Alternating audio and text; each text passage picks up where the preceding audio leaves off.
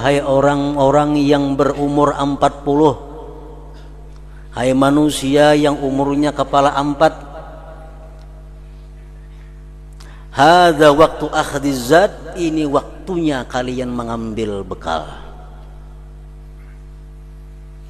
Azhanukum hadirah, hati kamu masih hadir, ingatan kamu masih kuat. Wa a'dha'ukum qawiyah, anggota kamu masih kuat.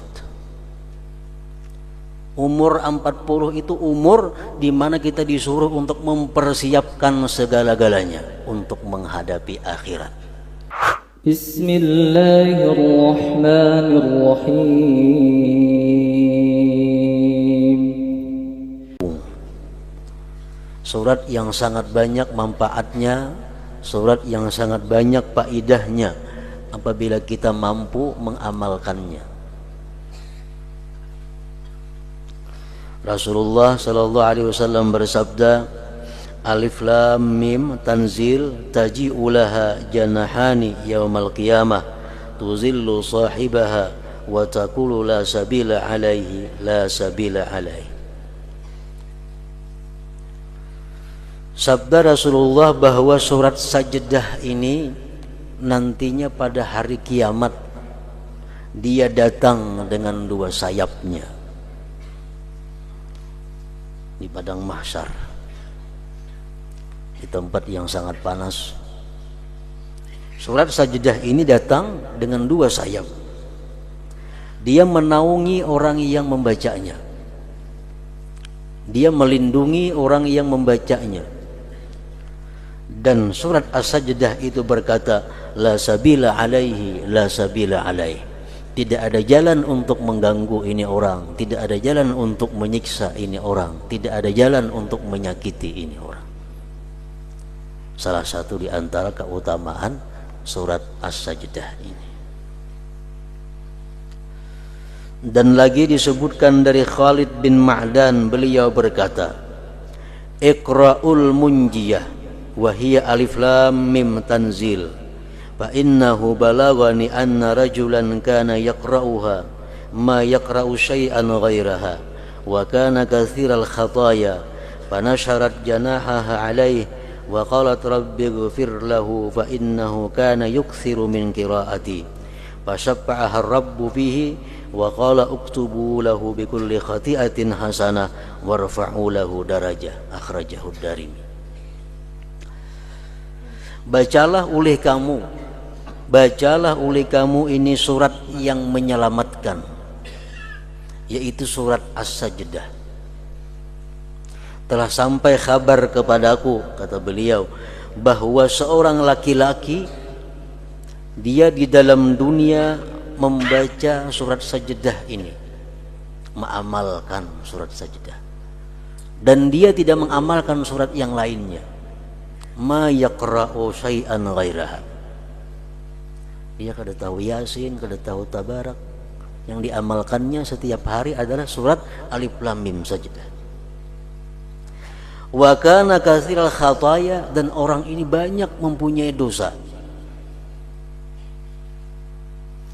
Nah, pada hari kiamat nanti di padang mahsyar ini surat As-Sajdah membuka sayapnya dan dia berkata kepada Allah Subhanahu wa taala.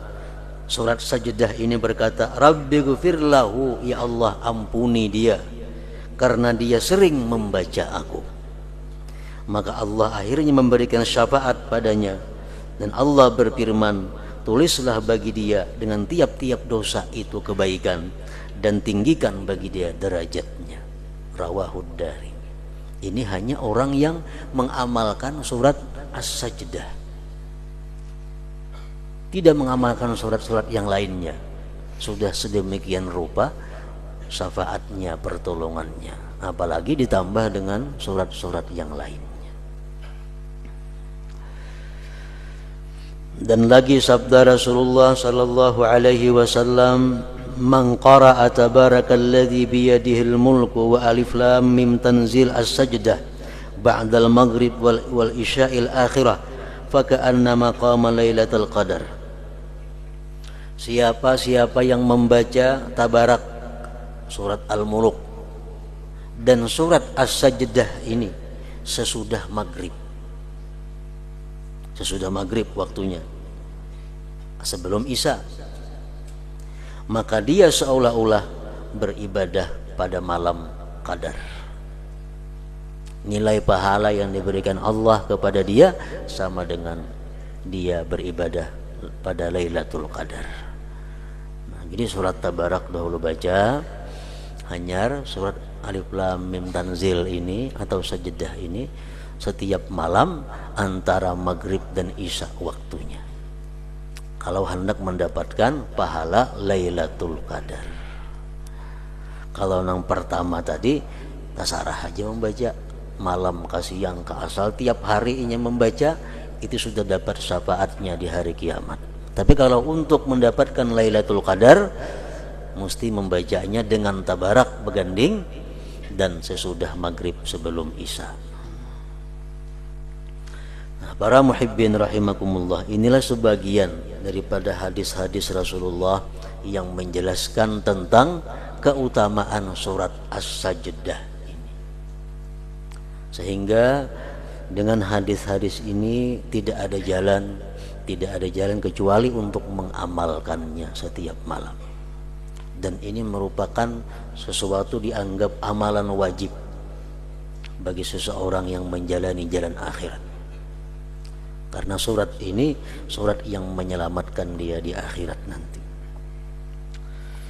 Para muhibbin rahimakumullah, surat As-Sajdah sebagaimana surat-surat yang lainnya banyak mengisahkan keadaan-keadaan akhirat, banyak memberikan petunjuk hidayah kepada umat. Antara lain kita ambil satu ayat dari surat Sajdah yang berbunyi, Qul yatawaffakum malakul mautil ladzi wukkila bikum thumma ila rabbikum turja'un. Firman Allah, katakan wahai Rasul,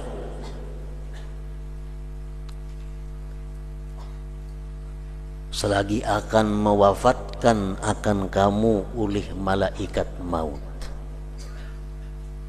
Selagi akan mewafatkan akan kalian oleh malaikat maut yang diwakilkan dia dengan kamu, kemudian kepada Tuhanmu kamu dikembalikan. Satu ayat ini memberikan beberapa isyarat petunjuk kepada kita. Pertama, kita disuruh untuk mengenali malaikat maut yang pasti akan kita jumpai, supaya jangan takajud kaina. Disuruh oleh Tuhan kita mengenali malaikat maut.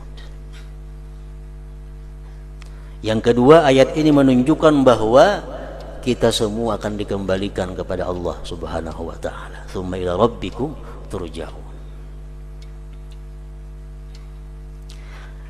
Malakul maut ismuhu ngaran sidin Israil.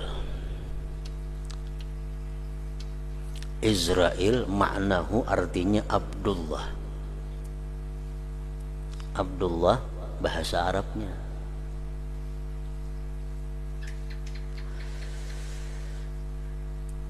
Lahu rusulun, bagi malaikat maut yang bernama Israil ini banyak mempunyai utusan-utusan yang selalu dikirim kepada manusia.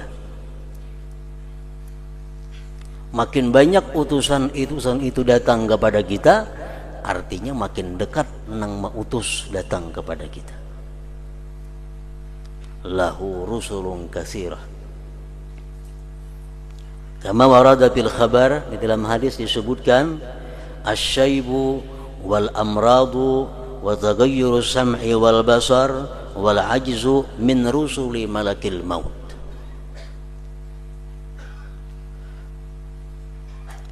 Bermula uban,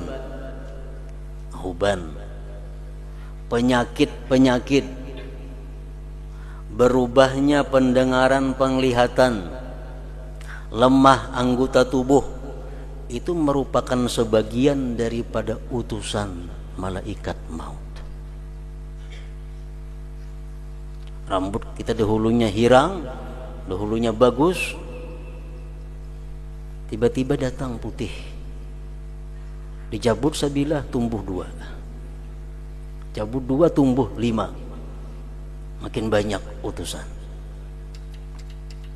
Dulunya sihat, dulunya kada pernah sakit, datang utusan malaikat maut, mulai datang macam-macam penyakit. Dulunya mata, telinga normal, sekarang mata betasmak, telinga memakai alat. Dulunya kuat, sekarang lemah. Itu semua kata Rasulullah adalah min rusuli malakil maut, utusan-utusan malaikat maut. Dan ini merupakan bagian dari kasih sayang Allah Subhanahu wa ta'ala kepada kita, bahwa kita dikabari oleh Allah. Jauh-jauh hari kita dikabari.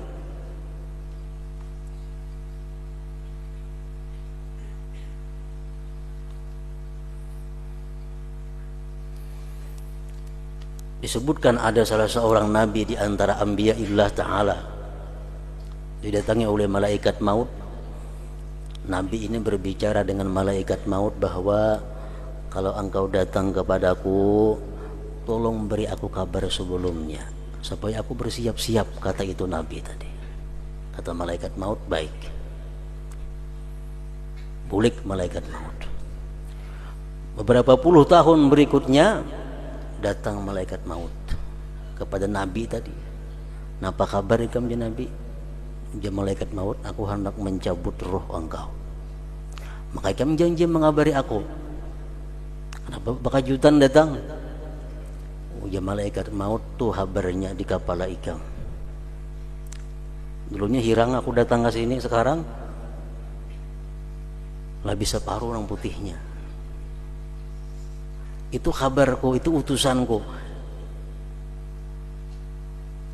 Makanya dilarang kita mencabut uban itu. Dilarang mencabut uban. Dilarang mewarnai uban dengan hitam. Kenapa? Semacam kada sudi dengan utusan malaikat maut itu. Menyebabkan kita lupa dengan keadaan kita yang sebenarnya. Para muhibbin rahimakumullah. Namun kadang-kadang ada orang yang tidak ada utusan malaikat maut langsung mati.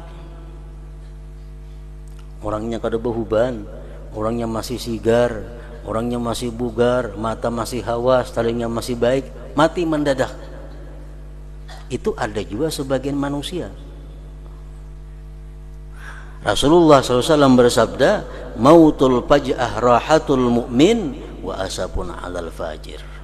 Rawahu Ahmad. Mati yang mendadak seperti itu sesuatu rahmat, sesuatu kelapangan kalau dia orang yang beriman. Kalau orang beriman, setiap saat pun dia mati, baik. Kenapa? Karena setiap saat dia siap untuk menghadap Allah Subhanahu wa ta'ala. Tapi kalau orang yang fajir, orang yang fasik, orang yang banyak maksiat kepada Allah, mati bakajut, celaka atasnya. Rasa hidup lagi, rasa sigar, rasa apa? Rasa panjang umur. Karena kada ada penyakit, kada ada uban, gigi masih baik, semua mati. Asafun, ini merupakan penyesalan, kerugian, kesedihan kalau orang itu fajir. Para muhibbin rahimakumullah, disebutkan dalam hadis yang berbunyi, ma min yaumin tatlu'u samsuhu illa wa malakul mauti yunadi ya abna al-arba'in hada waqtu akhdhiz zat adhanukum hadirah wa a'dha'ukum qawiyah wa ya abna al-khamsin qad dana waqtul akhdhi wal hasad wa ya abna as-sittin nasitumul iqab wa ghafalatum ala an raddil jawab.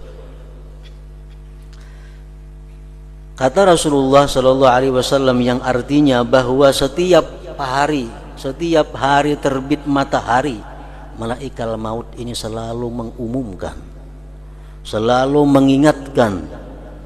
Menjadi malaikat maut, ya abna al-arba'in, wahai orang-orang yang berumur 40. Hai manusia yang umurnya kepala 4, hadza waktu akhdhiz zad, ini waktunya kalian mengambil bekal.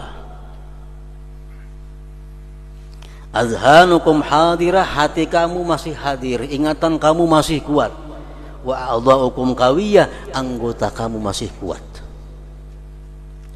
Umur 40 itu umur di mana kita disuruh untuk mempersiapkan segala-galanya untuk menghadapi akhirat. Ujar malaikat maut mengingati kepada manusia. Waktu umur 40 kita bisa guring 2 jam sehari. Waktu umur 40 kita masih bisa kadang-kadang kada guring 24 jam. Bekerja, beribadah, beramal kepada Allah Subhanahu wa ta'ala. Ini waktunya kita untuk bersungguh-sungguh. Kalau sudah umur 60 tahun, 50, sedikit saja kurang guring, garing. Guring tak ubah waktunya, garing. Jadi umur 41, 42 sampai 49 itu waktu di mana kuatnya seseorang untuk beribadah kepada Allah Subhanahu wa ta'ala. Keuntungannya kalau kita waktu muda beribadah kepada Allah, andai kata kita tua, kita uyuh, kita sakit, tetap dicatat oleh Allah Subhanahu wa ta'ala. Ini untungnya. Waktu kita umur 40 kita tiap malam tahajud jam 1 sampai subuh, tiap malam. Lagi umur 40. Sudah umur 60 kada kawal lagi, jam 4 din lapah bangun. Jam 4 hanya bangun. Umur sudah 60, tetap dicatat oleh Allah mulai pukul 1 sampai subuh. Kenapa? Karena hanya lemahnya dia yang menghalang daripada ibadah. Dan sudah dia buktikan waktu dia kuat, dia sungguh rajin beribadah. Nah ini Allah maha kasih sayang kepada kita. Kalau sudah umur 60 tahun menyesal, kada ada artinya. Aku hendak beribadah tapi kada kawal lagi, kada angin, garing. Kamu sudah 60 tahun kada kawal lagi beribadah. Itu alasan seperti itu ditolak oleh Allah. Kenapa? Agar Tuhan ikan pernah merasai muda, ikan pernah merasai mana buktinya. Nah ini untungnya orang yang waktu muda beribadah. Hadza waktu akhdhiz zat, azhanukum hadirah wa a'dha'ukum qawiyah. Wa ya abna al-khamsin, ujar malaikat maut, wahai orang yang berumur 50, kepala 5. Qaddana waqtul akhdhi wal hasad, sungguh parak waktu diambil, waktu dikatam. Umur 50 ke atas tuh parak, kada lawas lagi. Artinya apa? Orang yang sudah umur 50 ke atas ini tuh sedikit benar lagi memikirkan duniawi. Waktunya diisi dengan sanggup untuk akhirat. Umur sudah 50 lebih.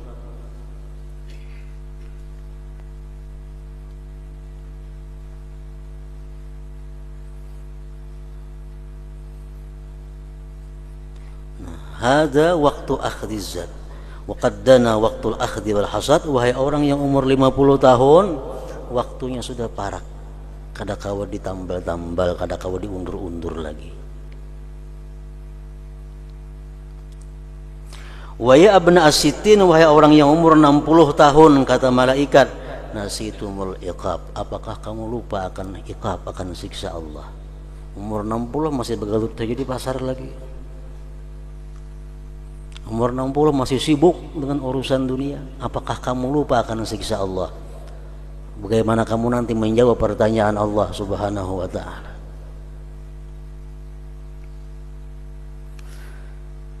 Para muhibbin rahimakumullah, itulah seruan malaikat maut kepada kita. Imam Al-Ghazali rahimahullah mengatakan, alal fajir salasu dawahil maut. Orang yang banyak dosa, al-fajir, ibarat ditimbang-timbang kalah kebaikannya. Dia itu kalau mati menemui 3 huru hara yang dahsyat.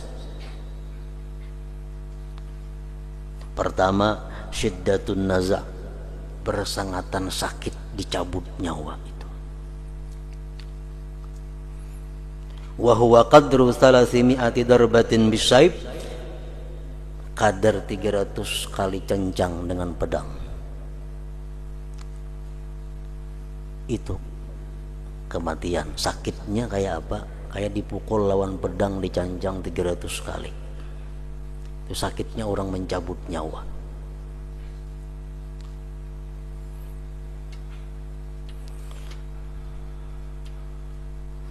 Kalau dia orang yang tidak beriman kepada Allah, orang yang durjana, orang yang banyak dosa, hendak mati itu awaknya sakit, hatinya sakit. Double. Hatinya sakit, awaknya sakit. Kalau orang yang beriman kepada Allah, paling-paling awaknya sakit, tapi hatinya tenang, hatinya ridha. Rasulullah berkata, al-maut kafaratul mu'min. Kematian yang sedih, yang sakit itu merupakan kafarat dosa bagi orang yang beriman kepada Allah.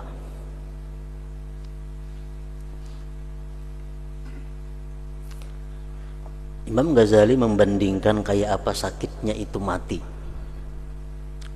bagi orang-orang yang jahat. Contoh,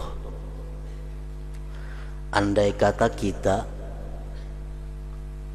dipukuli oleh perampok, mulai kepala sampai betis dipupuhnya,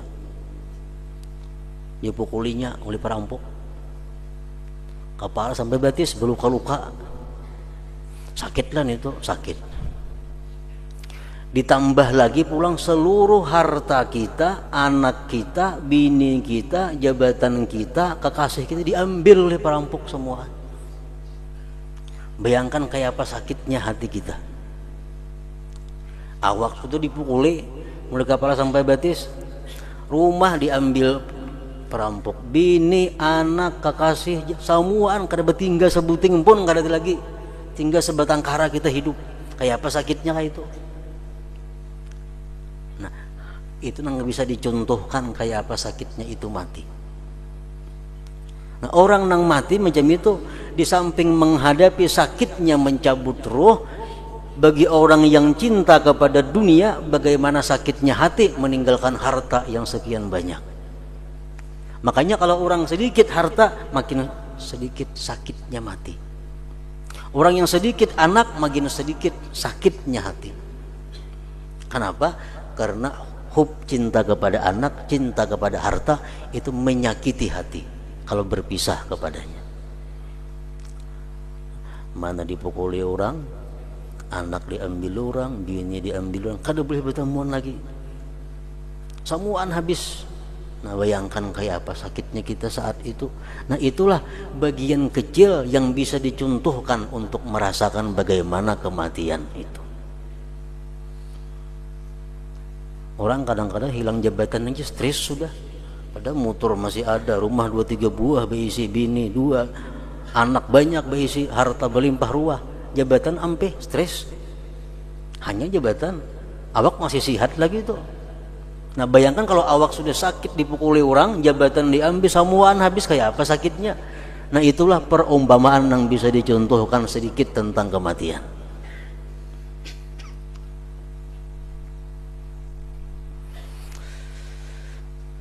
Lain hal orang beriman.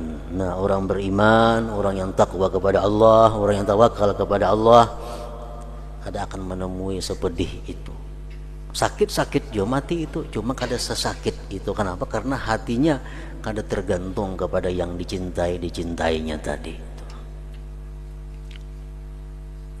Pertama, sakitnya mati. Yang kedua, bagi orang yang banyak dosa itu adalah musyahadatu surati malakil maut. Dia melihat bagaimana bentuk rupa malaikat maut yang akan mencabut nyawanya.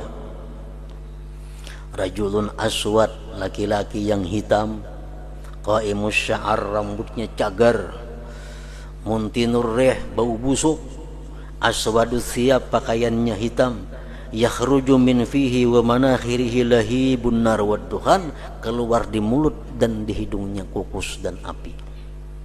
Ini tunang datang, nampak yang mencabut nyawa ini. Itu kalau kita banyak dosa, banyak maksiat, malaikat mautnya macam itu nang datang.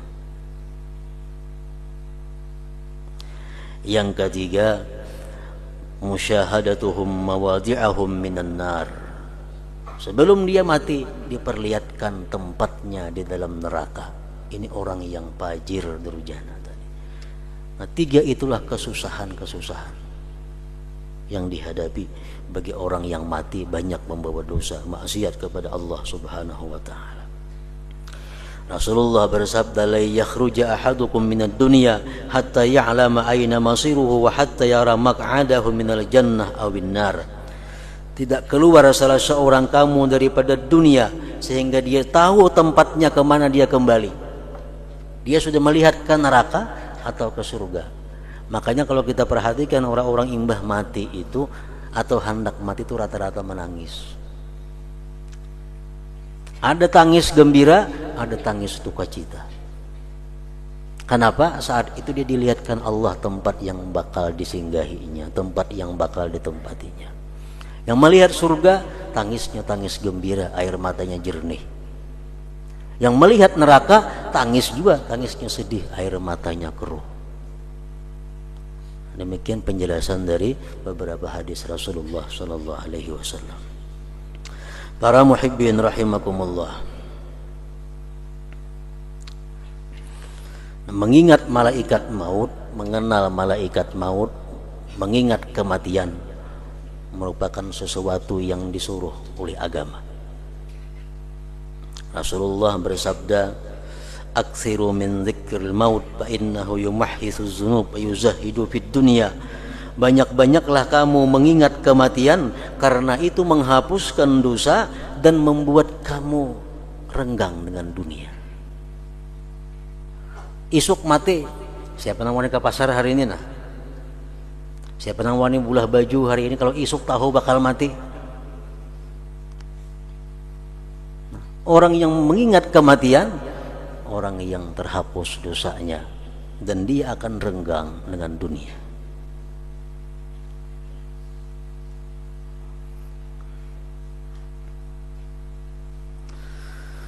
Seorang laki-laki datang kepada Rasulullah sallallahu alaihi wasallam.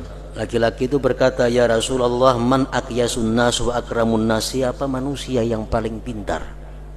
Menurut pandangan Allah tentunya dan Rasulnya. Manusia paling mulia siapa?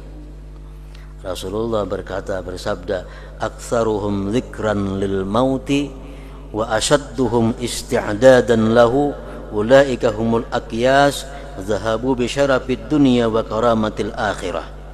Manusia yang paling pintar itu kata Rasulullah adalah orang yang paling banyak ingat mati, paling lengkap persediaan menghadapi kematian. Itu manusia paling pintar. Orang yang persediaannya lengkap, persediaannya sangat cukup untuk menghadapi itu. Kalau kita naik haji kita 2-3 bulan sudah bersiap-siap, bahkan setahun barangkali sudah siap-siap. Dan naik haji lagi 10 bulan sudah belajar kayak apa manasik haji, kayak apa kena cara tawaf di Baitullah, kayak apa cara melontar jamrah, kayak apa caranya wukuf di Arafah. Padahal lagi 10 bulan kita hanya naik haji. Kita bersanggup duit cukup untuk ini, untuk itu, semuaan bekal, bersanggup kain ihram, bersanggup ubat, bersanggup macam-macam persangguan. Makin lengkap makin bagus. Padahal musafir kita naik haji cuma 40 hari. Nah, orang yang pintar itu kata Rasulullah, orang yang sudah lengkap persediaan menghadapi beberapa tempat-tempat yang membahayakan, menghadapi malaikatul maut. Nah, apa sanggup kita? Menghadapi munkar nakir, apa sanggup? Menghadapi zabaniyah, malaikat-malaikat yang menarik ke neraka, apa sanggup? Menghadapi berjalan di siratal mustaqim, apa latihannya dalam dunia supaya selamat, supaya lulus. Nah, orang yang pintar, orang yang bersanggup untuk itu kata Rasulullah sallallahu alaihi wasallam. Wa asyadduhum isti'dada, dan orang yang paling sangat di antara mereka persiapannya. Ulaika humul aqyas, mereka itulah orang yang cerdik pandai. Zahabu bi syarafid dunya wa karamatil akhirah, mereka itu akan pergi dengan kemuliaan dunia dan akhirat.